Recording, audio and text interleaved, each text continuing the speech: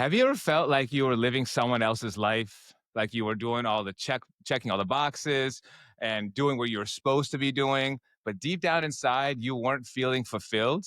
Maybe you were ignoring that nudge that was inside of you, telling you that there's something more that you should be doing. Maybe that nudge is your soul trying to get your attention.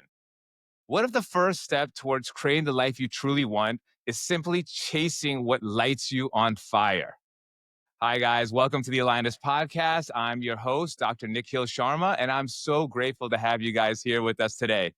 Over the past 2 years, I made the difficult transition from moving from being a physician in the hospital to pursuing my soul's calling and becoming an entrepreneur. Through this podcast, I want to discuss the lessons that I've learned, along with introducing to the amazing people that I've met along that journey, so that it will help you step into your purpose and move with intention. Joining me today is my co-host, the brilliant Dr. Prianca Naik, who is now a model. Welcome, Priyanka. How are you doing today? Just grateful to have you Yeah, I'm here with thrilled us. to be here and share and hopefully inspire whomever is feeling like they are scared, but maybe want to make a little change. That's right. And joining us today is one of our favorite guests that's going to be talking about the topic of the first step of conscious creation, which is chasing what lights you up, is the famous, the excitement whisperer, the author of The Best Life Ever, and transformational coach, Taylor Wells. Welcome, Taylor. Thank you for joining us. Thanks for having me, guys. I'm so excited. Very honored to be here. We're very honored to have you with us. And for those that are listening out in the live sections, if you have any questions, please feel free to put them in the chat and we will make sure to get them at the last 10 minutes of this podcast. So I'm just grateful to have everyone join us. Taylor, so let's just jump right in. You've created a very famous conscious creation model, which is the 5 steps to conscious creation. Can you tell our audience just briefly what those steps are? And what does it mean to you to be chasing what lights you on fire? Yeah, I would love to. So basically, the first thing to know about the 5 steps of conscious creation is that it's very, very simple. Okay. So the most difficult thing about these 5 steps is that your lower mind, your inner critic is going to say, it can't be that easy, and ask for more. But this is literally how reality is created. Okay. So this is the mechanism that creates reality. This is the machine. So if you choose to follow these steps, these 5 steps that are very simple, precisely, consistently, they work. There are no exceptions whatsoever. So that is the fun explanation. So step 1 is follow your highest excitement. Okay. And the reason why, so I'm just going to, Yeah, yay, that's what we're going to talk. That's for sure, for sure. The scariest step, I think, for sure. But If you yes, follow the your highest excitement, funnest. you're like having a good time. Like, who doesn't want to do that? Yeah. All right. Yeah, and that's why I love that you said chase in the title and et cetera. But when you actually are following your highest excitement, you don't have to motivate yourself or anything because there's nothing else. Like it's a complete kit, right? And the reason why we do follow our highest excitement is because that is how your higher mind, your authentic self communicates with you. And Dr. Nick said that for him was the hardest step, the hardest part. And that's because many people have been programmed, right, socioculturally to believe that, well, you shouldn't be doing that, that you should not be having so much fun. And I don't believe that. That's not my belief. It's a valid belief. Okay. We'll do that in another podcast. Why all beliefs are valid. Step 2 is to take action. Okay. Step 1 was to follow it. Step 2 is to take action on your highest excitement. If you don't take action, it's not going to work. Okay. Because we live in 3D, third density, Earth. It's actually density, not dimension, by the way. And you need to take action, period. Step 3 is take it as far as you can, all right? The action, maintaining a positive outlook. This is essential. All these steps are essential. Step 4 is to let go of all attachment to how it unfolds. So whatever it is that you're so excited about, feel that emotion of excitement and visualize that thing for 15 minutes, what a person, place, or thing, and then drop it. because you have no idea how it will show up. It's either going to be that or way better. Okay. So you will actually resist even better stuff by sticking to that one vision. Okay. And then the fifth step is to consistently be curious about and examine your beliefs, which cause it to be difficult for you to do these steps, such as, I was trained to be a doctor and I can't follow my highest excitement because blah, blah, blah. And then when you find those beliefs, Dr. Nick and Dr. Priyanka, that don't serve you, those false beliefs, right?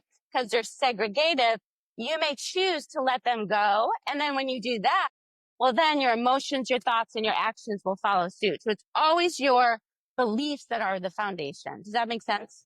Yes. That makes complete sense. It's very simple, like simply So put out. simple. But unfortunately, us as humans living in this very dense reality, a very distracted reality, it can be very challenging to follow those steps out because of all the external pressures that have been put on us and us not having the foundation to truly pursue what it is that our soul is wanting to do. So, first of all, how can people figure out what their soul is telling them is making them happy, and how can they trust that what they're feeling is the right way to do things? Because again, we have been taught for a long time to not trust what our gut is telling us, even though it gives us a signal what feels good, but oftentimes we're told no, that's not right. That's not the way society deems it needs to be for you to become happy. Numerous, societal matrix like pressures that get put into us. So we then suppress what it is that we truly desire, and we just conform to whatever everyone around us is telling us is what happiness means or what emotional fulfillment means, which is usually materialism, money, certain level of careers, status. But that's what society has deemed for us to be happy. How can we, first of all, trust what we're thinking and feeling is the right happiness? And then how can we focus ourselves on pursuing that aspect? Because I know for me, and I'm asking this to Priyanka, there's a lot of distractions that go on in this world and in our lives. And oftentimes that takes us away from what our soul is telling us. So how did you take those steps to figure out what it was that made you happy and then, go with the flow Yeah. there? So Was that to Priyanka? yeah, as like That was to Priyanka, as yeah. a user of this conscious creation. Yeah. So it's incredible. So what really, I think, prepped me for understanding this stuff was meditating. Just I'd been meditating for years anyway. So sitting quietly and just being able to disconnect myself from the distraction and all the stuff, that's helpful, right? But really, it's that voice inside of you that will say something, and then your inner critic's like, oh, no, that's not, I mean, where do you get off thinking you can do that? And that's sort of like your first indication that that is, let's say, your highest excitement. So the first time I said to Taylor, I've never modeled, but it's funny. So Taylor very cleverly asked me if I'd ever modeled. And I said, no, I haven't. But, it came to my head recently, but it's totally crazy. And she was like, well, why is that crazy? And I said, well, because, and then I gave the inner critic answers. And then as we continue to talk about it and unfold, like really unpack it, there was nothing that crazy about it because it was my highest excitement. Just that in and of itself was enough for me to take action. But as I kept doing it, I guess like as I was doing it, I would just really feel like in my zone. Or if you really get into this work, then you start feeling goosebumps, chills, whatever you want to call it. But you start getting these synchronicities, signs. You can feel it in your body. And then you're like, oh my God, I'm on the right track. But if you go around telling people that, they'll be like, are you? That is very, very true. You really know you're on the right track. When people start saying that, keep going. I agree. It's the craziest people that have the craziest ideas that end up being like the innovators of the future, right? They're the ones that push the needle. Look at every single person. That's exactly right. They're all crazy, but they ended up shifting the needle and helping society evolve. So, use that as a motivation, I would say. Yeah, that's always a sign you're on the right track. I think your question is brilliant because it's how do I delineate between excitement and anxiety, right? Or excitement and shame or guilt or whatever. And Dr. Priyanka answered that really well. It was funny because I was going to toss it right to her. And that's what you did, because it's best to really hear in real time, like what people are doing. Now, what Dr. Priyanka discussed was meditation. So meditation is a permission slip, if you will, to have a connection. Everyone has different permission slips. I personally meditate every day. I practice yoga every day. Those work for me. I used to have yoga studios. I don't miss a day of either of those things. I don't force myself to do them. It's something I prefer to do. That's also one thing everybody can do right now. If you choose to, you can choose to, instead of saying, Taylor, I want this, or usually people start out with, I don't want that. Then they don't even talk about what they want. When they first come to me, they're like, I really don't want this and I don't want that. And I say, okay, so what is it that you prefer? So even when you first are learning this, everybody, and I promise you it's so easy once you get the hang of it, okay? And then you just practice it all the time. Why wouldn't you? Choose to what you prefer, because when you say to the universe, okay, universe is a machine. It's not emotional. It's whatever belief you're shooting out there, it's coming back, and you look around at your reality. Those are your beliefs. Okay. Now, some of them are not your beliefs, Dr. Nick. They're someone else's. How do you know that? They feel heavy. Okay. So if it's excitement because it just feels exciting, and you might be, jittery because you've never done this before, butterflies. That's not anxiety. You will learn. It's basically know thyself, right? And just be your authentic self. And notice, as Priyanka said, that inner critic, who you always know it's the critic, because the critic uses things like, we can put up a visual of this later, of the negative and positive belief systems, but the critic will always make it impossible. It's like it's talking out of two sides of its mouth. Okay. And if you really listen, it's saying two things at the same time. So you really kind of can't win unless you stay in the mud, because your critic wants you to stay heavy like that. And he or she or they say, well, it's better to stay here, because if you try that, you're going to look really stupid. And who do you think you are being a model? Or who do you think you are being an entrepreneur? And you're wasting all that, blah, blah, blah. And so everyone has a critic, and that critic isn't mean. It's not malevolent. It's just not really, qualified for the job of creating, right? Because your critic is only able to look at the past or exactly what's in front of the critic. So your higher mind is the one who's on the mountain and knows it all. And it always feels good. It feels exciting. And as Priyanka said, when people start to say you're nuts, you're on the right track. Yeah, and I think, as you were talking, I was just thinking about, as I was growing up, I had many ambitions at that time, whether it was to be like an actor or it was to be like an astronaut. But then, I would start hearing voices from external figures in my life and being like, that seems really unrealistic, Nick. And so it's so crazy and how quickly those dreams can die for you. Like what was lighting you up at that time, especially when you were a young child. I feel like that is when you're the most free and you have the most brilliant ideas. But unfortunately, a lot of those ideas get shot down, and then you kind of conform yourself into what everyone else around you deems as happiness. But then life goes on and you realize that, something seems out of alignment for me. Yes, I've become a doctor, but I'm not feeling fulfilled in what I'm currently doing. And there's this inner voice, at least for me, I can speak, and I'm sure Priyanka can speak for herself as well, that this doesn't seem like it's the path I'm intended to go on for the rest of my life. Now, I knew at a very young age that I had a vision. Like, I think it was around 20 years old, that I really wanted to help people. Like, that was one of the core things that I always believed that I was sent here to do. And at that time, for me, it was coming up with these traveling clinics in India to go into like these desolate communities and providing them diabetic healthcare and education and insulin for those who could not afford it at that time. Like, that's what I was envisioning at that time.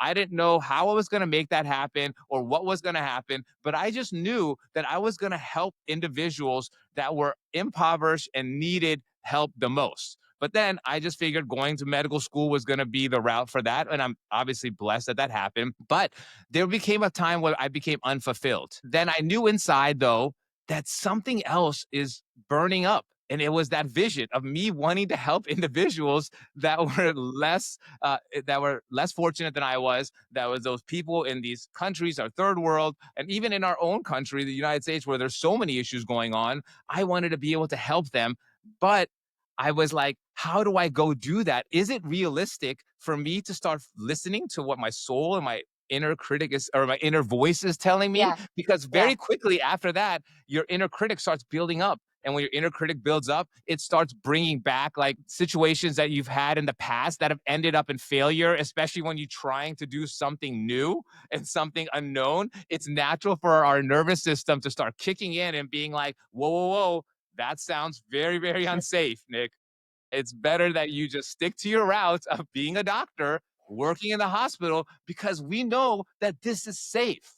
Like it's very safe, and it's very challenging for people to change. And then, but what happened was that because I wasn't following my inner voice, I started feeling a lot of resentment. And when you start feeling resentment, that's a lot of pain. And when we're in pain, we start distracting ourselves more and more because we're like, I don't like this feeling. So that either meant like drinking a lot or going out with friends, being on social media, gambling, codependent relationships, whatever it is that you use to distract yourself, gambling, whatever it is, it starts taking over. And when you're in that spiral, in that loop, with constant distraction, you start building up more and more resentment because you realize that I'm not following what I'm meant to be following. And that becomes that life cycle, and that toxic cycle becomes unbearable. And it was at that point when I realized I cannot do this anymore, that I need to make a change. I finally, took that leap of faith and was like, you know what? I'm just going to follow what my soul is telling me to follow and see where it goes. That's all. And have faith. And you so you had your hand on the a hot stove, right? And so you're self-medicating. He I'm was like had holding one, on. he had I'm one like hand holding on the on. stove, and then he's like meditating with this hand. And finally, he just said enough. And so what we can help people do who are listening to this is you don't have to wait till you don't have to hold your hand on the stove. You can take it off. And your critic, honestly, the safest thing you could ever do, everyone, is follow your highest excitement. That is the safest thing you can ever do. Why are you laughing, Priyanka? Yeah, I that's stand listen, true. by I it. love I following my stand highest by it. excitement.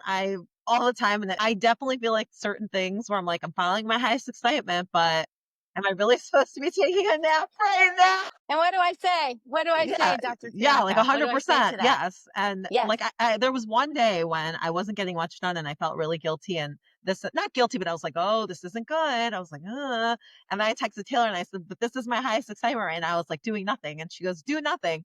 And literally it was like the next day and the days that followed were so busy and like so like happening in emotion that it made perfect sense. But like, I can't see the future. Wow. You can actually. So what I do when I coach is I tune into my client's higher mind. Okay. So I'm speaking for her or whoever I'm speaking to. I go into a zone and I'm speaking, and I am a permission slip, just like meditation and yoga or, taking a walk. People do many different things to get in their zone and to be able to hear. So it's fascinating because I will say stuff, I know what I need to know when I need to know it. It just drops in. And I don't know from that. What did I just say? I don't even know about that. And it comes out because I'm able to do that.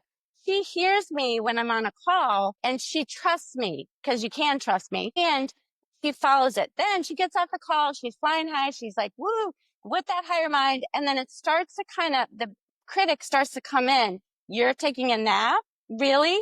And the thing is, what happened with that? That's a beautiful example. Everything is orchestrated. Okay. There are no coincidences. So she listened. She did it was her highest excitement to take a nap. Okay. And she took a nap, and guess what? Everything is in motion while she's napping, right? Things are lining up. If she had forced herself to bang out emails or whatever she would have done, that is now resistance. Okay. Now she's pulsing this out to the universe, like, not me, not me, not me, or I'm wanting, and the universe just skips right over her and gives someone else that modeling job. Okay.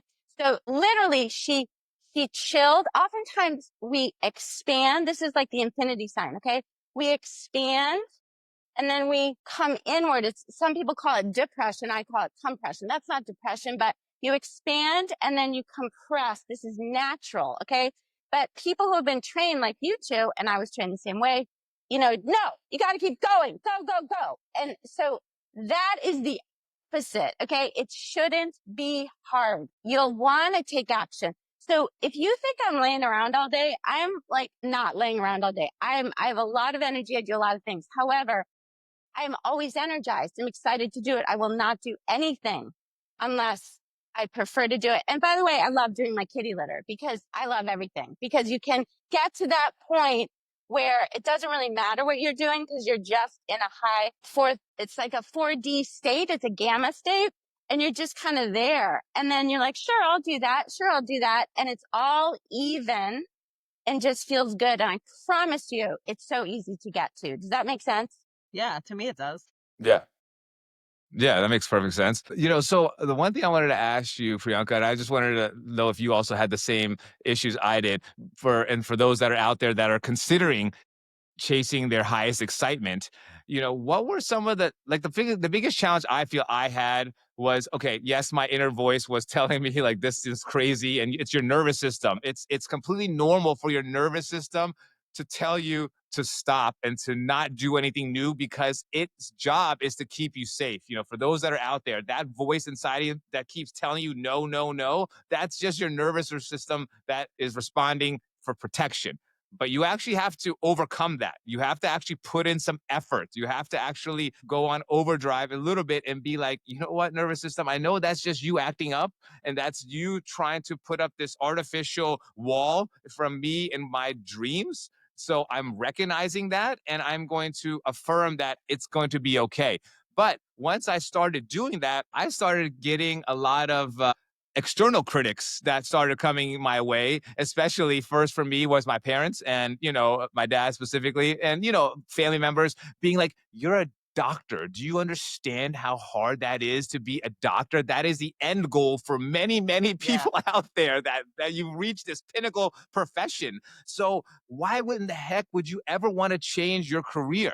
And I'm like, man, like, I'm not necessarily leaving becoming a physician. I'm always going to be a physician, guys.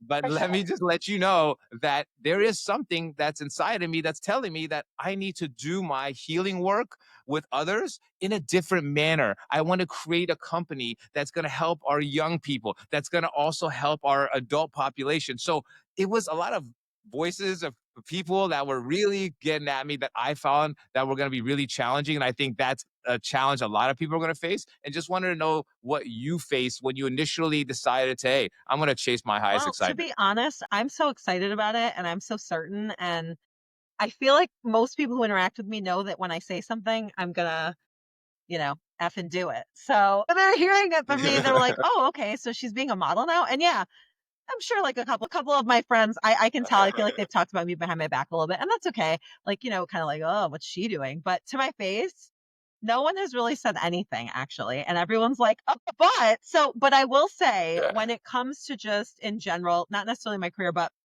doing anything, following my highest excitement, or if I feel a calling or I feel compelled or any of that, I just do it because to be honest, most people are not happy. Most people are not, many, not most, but maybe many people are not happy. Many people are not satisfied. And I don't want to end up like that. So I got to do something different than like the daily grind and the I'm doing stuff in spite of the fact that like I don't want to.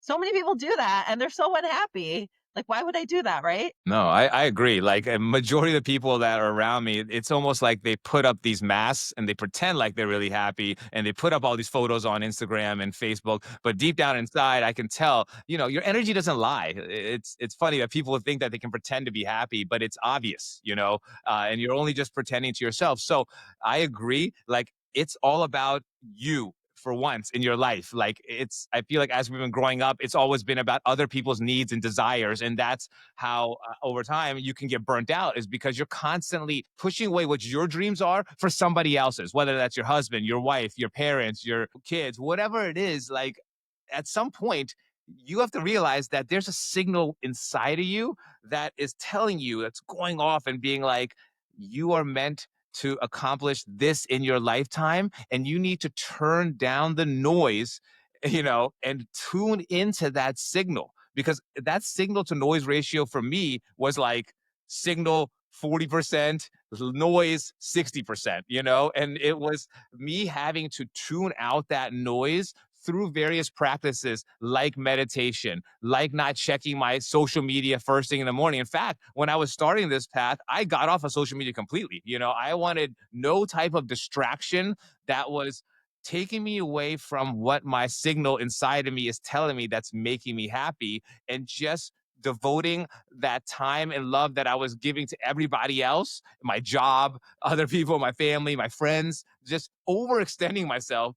I started bringing that energy back to myself and started cranking up the signal sound. And it was like, dun dun dun dun. My heart was beating like, Nick, you got to start this company of yours if it's the last thing you're going to do, because it's going to bring you that excitement that has been gone and that's lost over the past several years of doing things that weren't making you happy anymore. It's just physically, I couldn't take it anymore. But you know what, Dr. Nick? You're doing what you wanted to do as a young boy. It just looks different than the whatever sociocultural norm. And the reason those people came to you is because your critic was crafty, was very crafty with this. He's like, let's bring in his dad. All right, we're losing him. Bring in the dad. Bring in the aunt. Bring in the this. That's brilliant. You're right. It's And crazy. it's literally how it works. And you It can is. learn to just speak to the critic and be like, yeah, that was good. Yeah, no. Yeah, thank you, but no, thank you. Because remember, your critics, your critic is valid. So you don't shut it down. You don't kill it. You cannot kill your negative ego. It's you. Okay. You love it. It's just an insecure part of you that knows it's an imposter because he's not on the mountain. He can't see, but your higher mind can. Okay. So your higher mind knows the movie turns out so well as long as you listen to him. And how does he speak to you? Through excitement. So it's very simple. It's like, and then the critic comes in, you're being selfish. The kindest thing you can do for all those people is to be your authentic self. So that's really interesting because the critic says, oh, you've been giving to them all that time and now you're being selfish. No. So your only job is to be you. That's it. And however you choose to do it, great. But you weren't being you. Okay. So when you realized you weren't being you, you started drinking and all that stuff, whatever you were doing. Everyone does different things to shut it down. It's never going to work. It can't. It can't work. It's not sustainable. And that's the thing. And what you said was brilliant, was that when you start following your highest excitement and whatever that is, you start blossoming. It's like this aura that starts developing around you. And what that aura does is it starts fueling everybody that is in your inner circle. Like my dad was not in the greatest place before. And so like when I started pursuing what was making me happy, that actually brought me even closer to my dad and like wanting to spend time with him and making sure he was doing well. Because when I was in a job that I wasn't happy, then my energy level was low. My cup was filled barely with any kind of water. So I didn't have anything to spread to anybody else, right? I couldn't. I just was physically drained. But now that I'm in my highest excitement, I've never spent more time with my family than I've ever done since I can remember. My dog is thriving. Like everyone around me is thriving. It's all because I went after what was making me happy. And for those one or two people that might get upset or got upset that I made the change, it's okay. They weren't meant for me to go on the next leg of the journey with me. It's that simple, like Can't everyone. hear you. They're at a different whole dimension. So you could talk to them. And this is what they see. They can't hear you. So they're just going to judge. And the key, everybody, is don't judge them because oftentimes your critic will get you that way. Oh, what an asshole, blah, blah, blah. No, because now you have become that, right? So you just say, that's cool. That's not my choice or whatever. That's cool. And off you go versus like, when you're pissed off like that, anger lasts 15 seconds. Okay. So feel it, go to neutral, and then go to what you prefer. Off you go. Focus on the podcast. Feel it. And then soon, that's an alignment principle. Okay. That rush you get, most people stay in it. They get in the drama. Can you believe what he said? And what about what she said? Blah, blah, blah. What a waste of your energy, right? For sure. You were going to say something, Priyanka? I feel like you were getting excited was that the same thing happened to you? Yeah, when you started pushing through? So when you were talking about how you following your highest excitement had this ripple effect around you, I had this visualization of like people see you and they see what you're doing and they're just like, I want what she's having, or like, what is she like, what's she up to? I want to do that. Like at my improv class, there was a nurse practitioner. She may be watching this, but anyway, she learned about what I was doing and she was like, oh my God, like I'm going to do acting too. And I want to, like, I'm doing it. And then the next day she came to me and she was like, you really inspired me. And I thought, oh my God, just by like literally being myself and like telling my story, it has this ripple effect, of course, on your loved ones, but also on people that you don't even know. No, I agree. It's like we are true like magicians. We're alchemists, and we have such immense power. And it's just about understanding the tools that you need to use to be able to manifest those things that you are truly desiring to manifest. And Taylor has done a masterful job in creating this incredibly easy tool, the 5-step of conscious creation, that everyone out there needs to be able to just look at, read, and then just follow those steps. Yes, those steps can be challenging, but that's what we're here for, to help guide you and to help support you in your spiritual growth journey, in your personal growth journey. Because again, everyone around you will prosper. I promise you, prosper when you are prospering, so whatever that looks like, in whatever situation you may be in, whether you're married, you're not married, you're single, whatever, you have kids, you don't have kids, like there's always going to be some disruption that's going to occur when you decide to go after what makes you happy. But just remember, all those stars and people that went after these goals of becoming actors, rappers, singers, don't you think that people told them that they were crazy for trying, right? But they still did it, right? They still push through. So it's the people that push through all that noise, they push through their inner critic, they get support, they find themselves in situations that they're in positive mindsets, letting go of any self-doubt that they've ever had, and kept going. They're the ones that make it.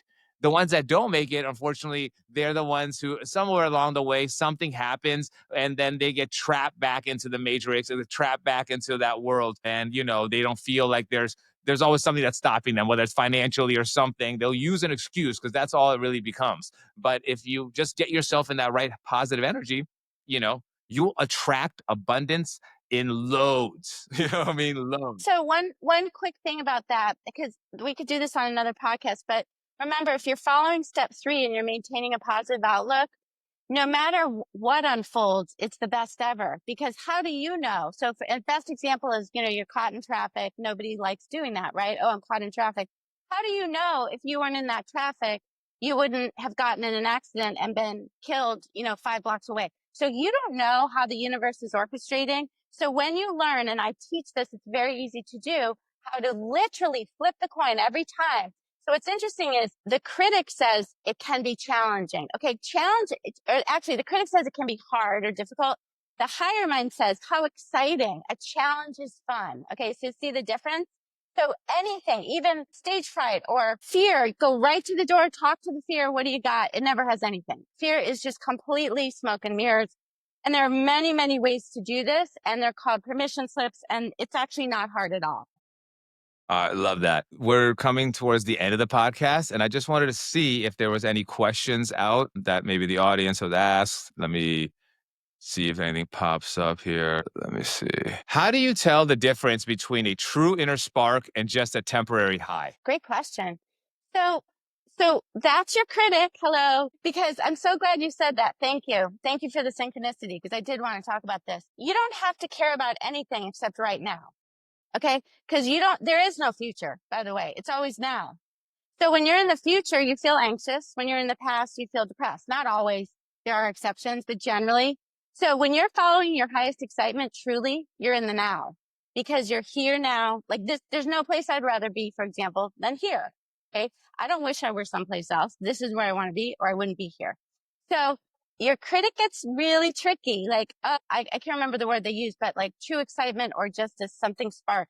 So keep following it. Okay. And know that your critic will find ways to somehow try to taint it. Like, oh, well, this is just a temporary good because it's now. And then it's the next now and it's the next now. Remember, it doesn't have to be a huge thing, Pulitzer Prize idea. Okay. It could be, I want to take a nap. It could be, I want to go for a walk. You have basic things you can choose from, right? do some work, read a book, call a friend, have a meal, whatever. Do the thing that feels you're drawn to. You're going to get used to this feeling, and soon you'll be really good at it. And it will be first nature. Okay. So you don't have to know how. It doesn't have to be a big thing. And I gave the kitty litter example because first of all, it's true. Prianca knows this. And I'm not saying you have to love cleaning kitty litter, but the point is you can maintain a state of joy and excitement. And then everything feels fun and there's a flow. And once you get there, it's just like that 99% of the time. For now, as you're learning, just follow that spark, okay? And if it burns out, what's the next thing? What's the next thing? Dr. Nick is doing what he wanted to do as a child. Many times people say to me like, oh, I feel like I'm so scattered and I like this and I like this and I like this. And I'm like, yeah. And it's all under the idea of helping people. What's your problem? Just go do the one, or just flip a coin and do one of them. And then if it piddles out, do the other one. Okay. So there's no such thing. You cannot screw this up. All right. No. You can't. No, you said it perfectly there, is that like, just start going after what is exciting you in the current moment, and it will eventually lead you to where you need to be and what's going to bring you the most amount of excitement. That's really, really well put. You don't know how the ending is going to look. Don't set any expectations as to what it has to be. That's when you suffer. Let go of expectations and just start your journey about like, go after what's making you happy. We have one more question. Okay, hold on one thing. People think when you say that, when I say that, they think we're trying to talk, because the critic says this, he's trying to talk you out of getting your dream. Don't listen to that guy. Don't listen to her. What we're saying is the opposite of that. We're saying your lower mind, bless its heart, it has like this much ability to imagine. I would never in a million years have told you that I would be doing what I'm doing right now with 5 kids and whatever, ever. Okay. My sister claims I said I never wanted to have kids. I don't think I said that. But the point is, you have no idea. Your lower mind, your higher mind has huge things that you can't even conceive of. So we're not trying to talk you out of it. We're saying get into that excitement about that and then drop it. Okay. And then just see what comes. Last question. What would you say to someone who feels disconnected from their passion and doesn't know what lights them up anymore? Yeah, that's a great question. Oh, well, you guys should answer that, both of you. When I kind of, even when I started life coaching, it's really time and space, because when you're in the daily grind and you're just going from thing to thing to thing, and then you're not sleeping, and again, you go and you have no energy, and your brain is just like mush. Any time or space you can take, doesn't have to be long periods of time are helpful, but even like a walk or just some time to settle down and quiet down, like then it will start coming in. Yeah. I agree. And it can go to the academy too. You guys, yes. All this is in my academy for free. Go ahead.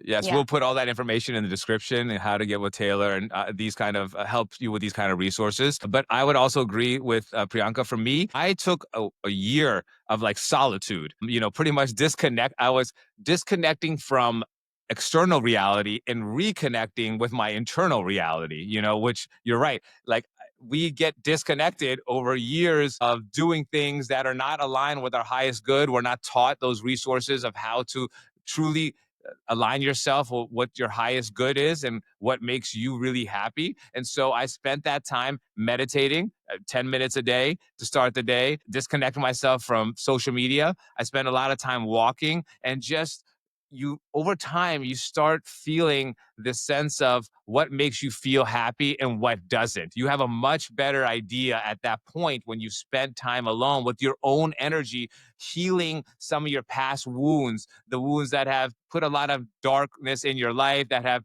put a lot of doubt in your life. And once you spend that time working on yourself, you'll notice that this makes me feel good, and so I need to continue to do this. And you kind of go into this calling for yourself, what you feel that you've been brought here to do.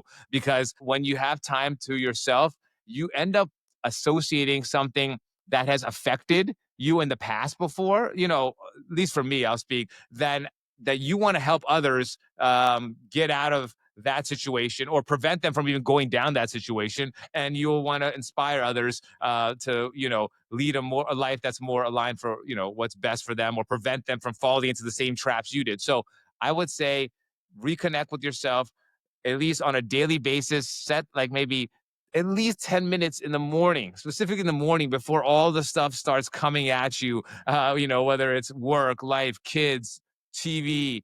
Just spend some time on your own, meditate, or even just go for a walk where you're just in tune with what your body is telling you. And then it'll start coming, more and more from your subconscious to your conscious, and being like, you know what? All right, I gotta take action on this. I have to do something. When I do something, that's gonna not only make me happy, but it's eventually gonna make all those around me extremely happy, and them to start thriving. And that's the greatest gift you can give to somebody else, is you being in your highest level and you going after what truly makes you happy. And also, if you're not doing that, everyone, if you're not your authentic self, they're not in a relationship with you anyway. That's not even who you are. You're an imposter. And I love what Dr. Nick and Dr. Priyanka said. Also, remember, nothing's gone wrong. Okay. So you didn't screw up. This is a part of expansion and being in 3D Earth. So think about an 8 on its side. So infinity sign. Okay.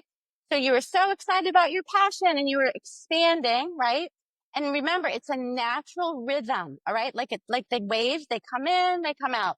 So people freak out. They're like, oh my God, I'm depressed. And I'm not saying that people aren't depressed. I'm trained as a clinical psychologist. I understand that. I call it compressed. I call it going inside to kind of find where the answers really are. And many people have many ways of working with that state of compression. That is simply the kind of coming in, the expansion, yay, and then the compression, and then expanding. So a big part of that is just knowing you didn't screw up and it's going to be okay. If you follow the things that they suggested are great. It's very personal. Your permission slips might change. I'm very unusual that I've stuck to the same yoga and meditation. Most people are switching it up. If it doesn't work, try something else. It's okay. It's going to be all right. That's what I want to say. It's going to be all right. It is going to be all right. Well, look, this has been such an incredible conversation. I can't believe that we're finally being able to do this and do it in this way, and having all three of us together. And hopefully everybody out there has learned something from today. And if, I would say the main thing is that, it's only going to make your life and everybody's life so much better around you if you are going after what truly is igniting you internally. There's going to be several more of these conversations, and the next one we're going to talk about is how do we take action, right? Like, Yeah. now that we have our Yep. we figured out what it is that's making us happy, or what gives us the most excitement. How do we take action on that? Because that's the next big step. Step 2. And so until next time, thank you for everybody joining us out there. Thank you. Peace.